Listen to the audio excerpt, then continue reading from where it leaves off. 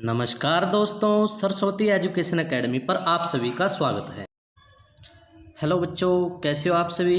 तो बच्चों आज हम करते हैं क्लास 9th की हिंदी और उसका लेसन नंबर करते हैं 6, जिसका नाम है प्रेमचंद के फटे जूते।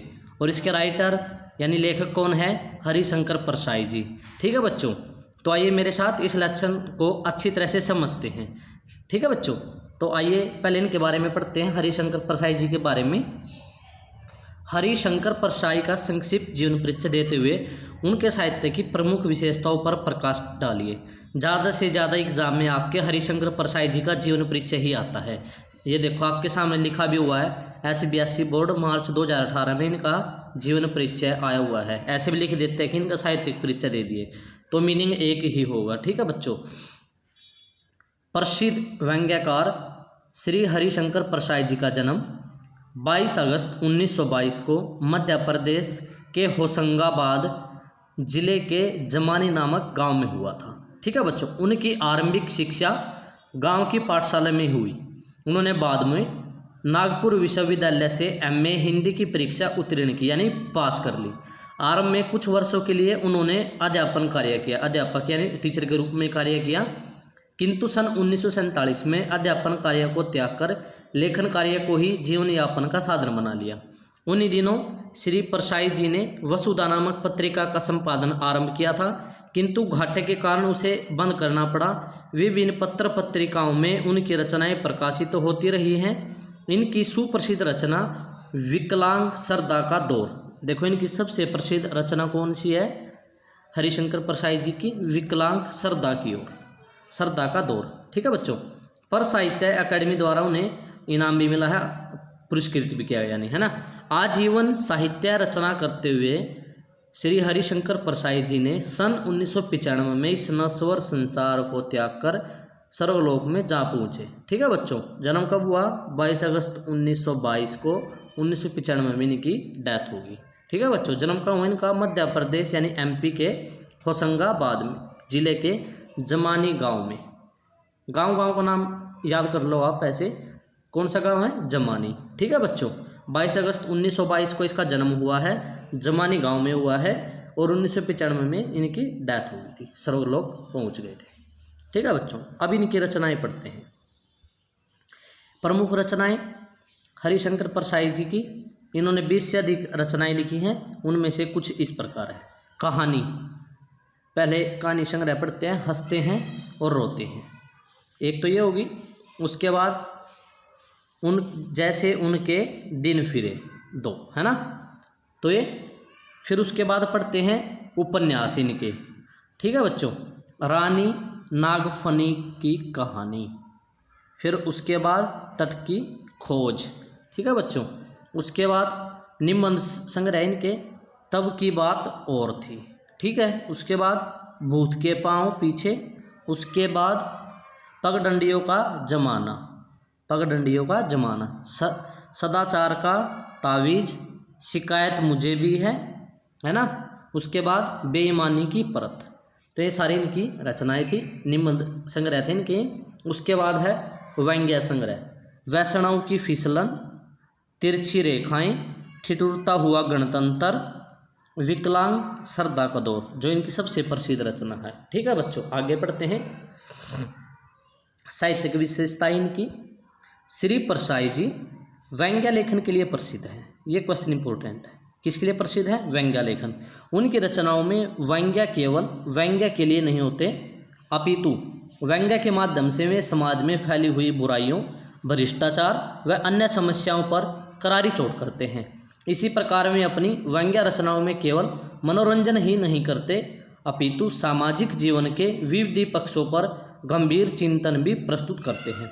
उन्होंने अपनी रचनाओं के माध्यम से समाज की कमजोरियां और विसंगतियों की ओर हमारा ध्यान खींचा है, यानी आकृष्ट किया है। उनका व्यंग्य साहित्य हिंदी में बेजोड़ है। उनका शिष्ट एवं सदा हुआ व्यंग्य आलोचनात्मक एवं कटु सत्य से भरपूर होने के कारण पाठकों के लिए ग्राह्य होता है। हरिशंकर परसाई जी ने उच्च स्तर के व्यंग्य लिखकर व्यंग्य को हिंदी में एक प्रमुख विद्या के रूप में स्थापित किया है। इनकी व्यंग्य रचनाओं की अन्य प्रमुख विशेषता है कि वे पाठक के मन में कटुता एवं कड़वाहट उत्पन्न करके समाज की समस्याओं पर चिंतन मनन करने व उनके समाधान खोजने के लिए प्रेरित करते हैं। यानी इनकी ऐसी रचनाएं हैं जिससे जो पढ़ने वाले हैं, है ना, उनके मन में आए भाई हमें भी जो समाज में समस्याएं उत्पन्न है उनको दूर करना चाहिए। यानी उनके मन में भी उनकी जो ये रचनाएं हैं पढ़कर उनके मन में सवाल उठे कि हमें जो समाज की समस्याएं हैं हमें उनको दूर करने का प्रयास करना चाहिए। उसके बाद इनकी भाषा शैली, निश्चय ही श्री हरिशंकर परसाई जी ने व्यंग्य विद्या के अनुकूल सरल एवं सहज भाषा का प्रयोग किया है। वे व्यंग्य भाषा के प्रयोग में अत्यंत कुशल हैं। वे शब्द प्रयोग के भी महान मर्मज्ञ थे। उन्होंने अपनी रचनाओं में भाषा का भाव एवं प्रसंग के अनुकूल प्रयोग किया है। उनकी भाषा में लोक प्रचलित मुहावरों एवं लोकोक्तियों का प्रयोग भी किया गया है। उन्होंने तत्सम तद्भव शब्दों का प्रयोग भी किया है। तत्सम तद्भव शब्दों के साथ साथ अरबी, फारसी व अंग्रेजी शब्दावली का सार्थक एवं सटीक प्रयोग भी देखने को मिलता है। तो ये बच्चों इनका जीवन परिचय था। ठीक है, आपका 6th लेसन क्या है, प्रेमचंद के फटे जूते। हरिशंकर परसाई जी इनके राइटर हैं। ठीक है बच्चों, इनका जन्म कब हुआ है, 1922 में जमानी गांव में, जमानी कहाँ, MP के, है ना। और इनकी मृत्यु कब हुई, 1995 में। ऐसे आपको याद करना। एक और बच्चों, आपकी तरफ से मेरी वीडियो को कम लाइक मिलते हैं तो बच्चों देखो हम भी आपके लिए घर पर इतनी मेहनत करते हैं, तो आप वीडियो देखते देखते लाइक का बटन ज़रूर दबा दिया करो। और जिसने भी अभी तक मेरा चैनल सब्सक्राइब नहीं किया है वो पहले मेरे चैनल को सब्सक्राइब करो। ठीक है बच्चों, अब पढ़ते हैं प्रेमचंद के फटे जूते। शीर्षक पाठ का सार, गद्य परिचय अपने शब्दों में लिखिए।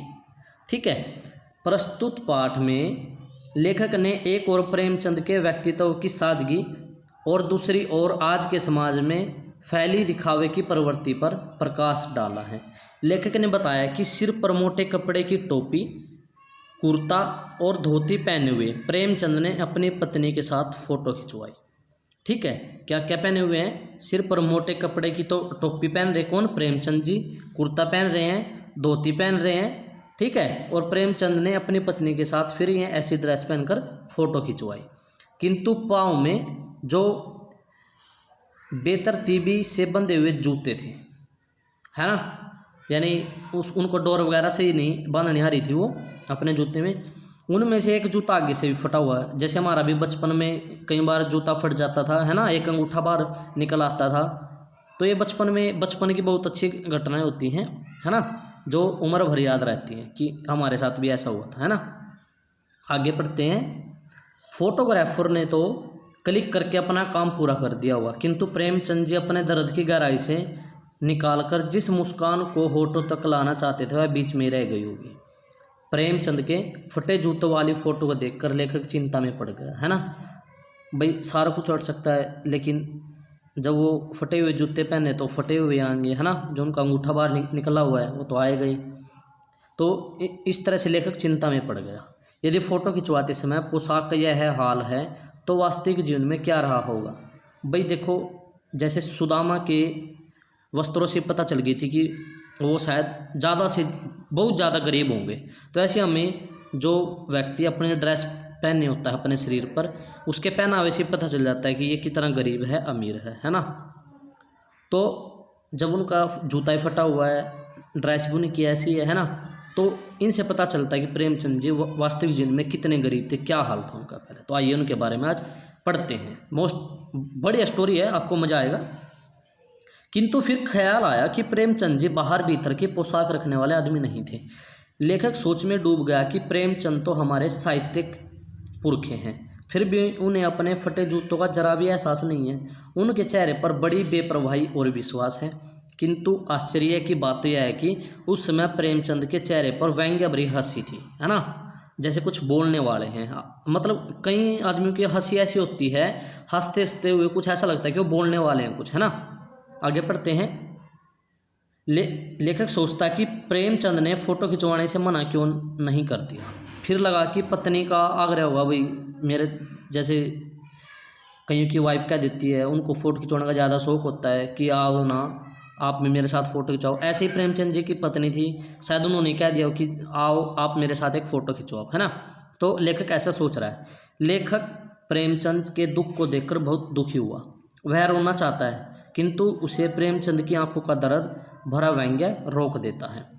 लेखक सोचता है कि लोग तो फोटो खिंचवाने के लिए कपड़े जूते तो क्या बीवी तक मांग लेते हैं ना, फिर प्रेमचंद ने ऐसा क्यों नहीं किया। आजकल तो लोग इत्र यानी सेंट वगैरह है ना लगाकर फ़ोटो खिंचवाते हैं, जैसे आप भी करवाते हो। फ़ोटो खिंचवाने से पहले सेंट वगैरह मारोगे है ना, अपने ड्रेस देखोगे, अपने शूज़ देखो, कहीं इधर उधर तो कुछ नहीं हो रहा है ना, फिर आप अच्छी तरह से फ़ोटो की पोज देते हो है ना, ताकि फ़ोटो में से सुगंध आए। कहीं तो ऐसे होते हैं कि सेंट वगैरह मार लिया और ये सोचते हैं कि जब फ़ोटो बाहर निकल कर आएगा शायद उसमें से भी जो उन्होंने परफ्यूम लगाया उसकी सुगंध आएगी है ना। तो गंदे व्यक्तियों की फ़ोटो खुशबूदार होती है। लेखक को प्रेमचंद का फटा जूता देखकर बड़ी गलानी होती है ना। फिर उसके बाद पढ़ते हैं यहाँ से, लेखक अपने जूते के विषय में सोचता है कि उसका जूता भी कोई अच्छी दशा में नहीं था। उसके जूते का तला घिसा हुआ था, जो जिसको हमारे हरियाणवी भाषा में क्या बोलते हैं, तली है ना, उसकी जूते की तली घिसी हुई थी। वह ऊपरी पर्दे का ध्यान अवश्य रखता है, इसलिए अंगुली बाहर नहीं निकलने देता है ना। वह फटा जूता पहनकर फोटो तो कभी नहीं खिंचवाएगा। लेखक का ध्यान फिर प्रेमचंद की व्यंग्य भरी हंसी की ओर चला जाता है। वह सोचता है कि उनकी इस रहस्यमयी हंसी का भला क्या रहस्य हो सकता है। मतलब देखो, अगले आदमी का जूता फट रहा, ड्रेस ऐसी पहन रहा, लेकिन देख फिर भी उस प्रेमचंद के चेहरे पर खुशी है ना। इसके बारे में लोग दंग रह जाते हैं। कोई गरीब व्यक्ति है और अमीर व्यक्ति है, ठीक है। जब अमीर व्यक्ति गरीब व्यक्ति से टकराता है और देखता है कि भाई ये तो अच्छी ड्रेस नहीं पहन रहा है ना, उसको बोल रहा है चल आगे सट मेरे, लेकिन वो गरीब व्यक्ति फिर भी हंसता है, मुस्कुराता है, ठीक है दोस्तों। वो उसकी हंसी लोगों को बिल्कुल मार देती है कि भाई देखो इतनी गरीबी में भी ये हंस रहा है ना। तो ऐसे हमें अपने जीवन में चाहे कितनी कठिनाई आए हमेशा हंसते रहना चाहिए, ठीक है बच्चों। चाहे कितने ही दुख आए, एक दिन वो दुख सुख में ज़रूर बदलते हैं, ये जीवन की सच्चाई है और वो आपके हाथों में है। और वो दुख कैसे दूर होगा? पढ़कर, कुछ अच्छा नाम कमाकर, ठीक है बच्चों। आगे पढ़ते हैं। वह सोचता कि उनकी इस रहस्यमयी हंसी का भला क्या रहस्य हो सकता है।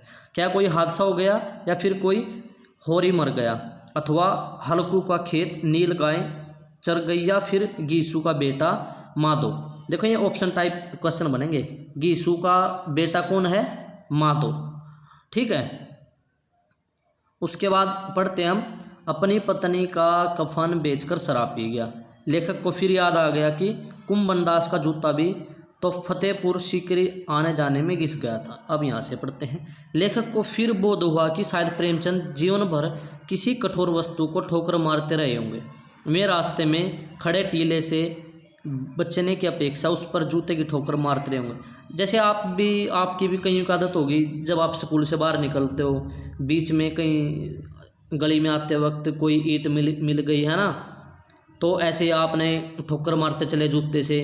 बच्चों की आदत होती है ना, हमने भी किया बचपन में, आप भी बहुत सारे करते होंगे, सभी करते हैं बचपन में। सभी को इन शरारतों में मज़ा आता है ना। आगे पढ़ते हैं।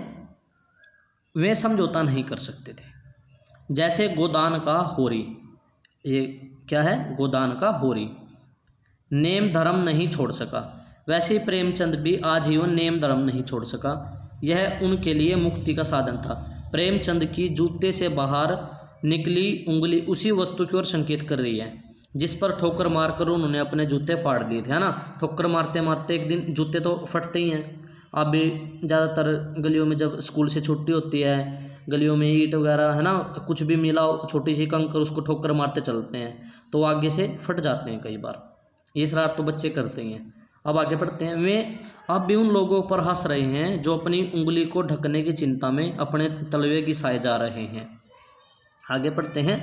लेखक ने कम से कम अपना पाँव तो बचा लिया, परंतु लोग तो दिखावा के कारण अपने तलवे का नाश कर रहे हैं, ठीक है बच्चों। तो अगर आपको ये कहानी अच्छी लगी है तो कमेंट में ज़रूर बताएं मुझे कि सर मुझे इस कहानी में पढ़ते हुए बहुत मज़ा आया, ठीक है बच्चों। कमेंट में एक बार ज़रूर बता दिया करो। और जिसने वीडियो लाइक नहीं की है, वीडियो लाइक करो पहले तो, ठीक है बच्चों, क्योंकि देखो हम मेहनत कर रहे हैं तो एक लाइक तो बनता ही हमारे लिए, तो लाइक करो। और अभी तक सब्सक्राइबर कम हुए हैं तो बच्चों आप ज़्यादा से ज़्यादा सब्सक्राइब करवाओ, वीडियो को शेयर करो दोस्तों में। मैंने पहले भी बोला है ताकि वो भी, उनकी भी पढ़ाई मिस ना हो और वो भी आपके साथ ऐसी अच्छी तरह से पढ़ सकें। ठीक है बच्चों, तो ऐसे ही मेरे साथ बने रहें और डेली ऐसी मनोरंजन कहानियाँ सुनते रहें। ठीक है बच्चों, तो आपको ऐसे पढ़ते पढ़ते भी याद हो जाएगी। ठीक है, और जिसने चैनल सब्सक्राइब नहीं किया है वो चैनल को सब्सक्राइब करो। जितने आप चैनल सब्सक्राइब करोगे फिर मैं आपको फेस टू फेस पढ़ा सकूँगा, लेकिन अभी मैं ऐसे ही पढ़ा सकता हूँ। लेकिन जब ज़्यादा से ज़्यादा सब्सक्राइबर हो जाएंगे फिर मैं आपके सामने फेस टू फेस आके पढ़ा सकता हूँ। ठीक है बच्चों, thanks for watching my video दोस्तों।